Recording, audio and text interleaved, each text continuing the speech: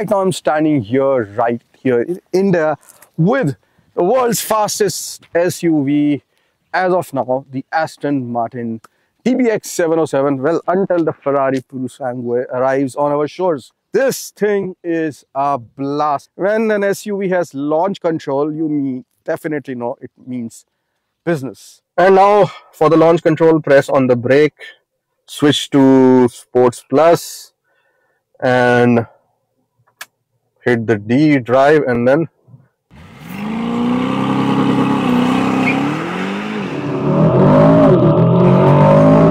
just release the brake after pressing the accelerator. Oh man, this is crazy. Let me quickly ask you, are you going to buy this car? Am I going to buy this car? Yes, of course, we have the desire to buy a car. Everyone has, right? But let me do some quick maths. Here in India, this car costs more than double what it would cost in US. And even over there, it's quite a lot of money. So here, this one costs you around 5.2 crores on road.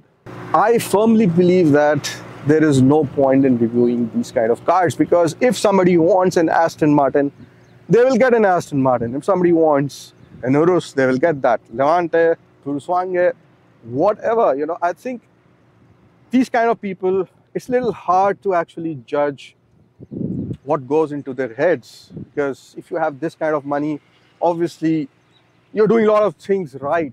What are the deciding factors in actually buying a car like this? So I feel that the most important number as far as technical specifications are concerned is the horsepower in such a vehicle. And here the horsepower is the mantelpiece. I mean, this is 707, which is 707 PS, which is British horsepower. So actually this is 697 bhp, brake horsepower. 4 liters twin turbo V8, hand built in Great Britain. And Mr. David Smith has inspected this. It's the world's fastest SUV. I mean, that is like, that keeps going up and here, like as when there are new releases. And then the brand name, which is, I think, the most important thing.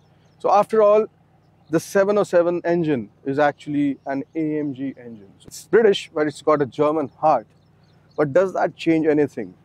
I don't think so. Because even if you get the engine, you have to actually do a lot of stuff around it. Make the dynamics right, take care of how it looks, and of course, stay true to the brand heritage. So all that Aston Martin has done, and they produced this magnificent piece of machinery, which is, I think, the pinnacle of engineering. I mean, now it is also fast, along with being a brand of heritage value, a brand which looks the part, a brand which is associated with James Bond. I believe that James Bond has a big part to play, even though it's a little bit a too far-fetched character. You know, it's like boyish, like, you know, when you're a boy, you just want to be James Bond. But when you actually grow up and when you have the money, you still do want to be James Bond? I think yes. If you're into gadgets, if you're into any such kind of thing, then there is nothing above than Aston Martin, because Aston Martin means James Bond. James Bond means gadgets, and it also means a high-flying lifestyle. It means a lot of things, you know. It means the epitome of being a man. The Aston Martin DBX 707 does not need anything else. It does not need a badge saying 707, because when you press that accelerator like I did, man, it flies like anything. The thrill that I felt in cars like the Ferrari Superfast 812, who have the privilege of actually getting their horsepower in their name, you know, there are very few cars like that, and this is one of them. Golden ratio is one of the most important aspects of any Aston Martin design, and this sort of holds true on this one as well. These doors, they actually come up a little bit. They are not like straight out.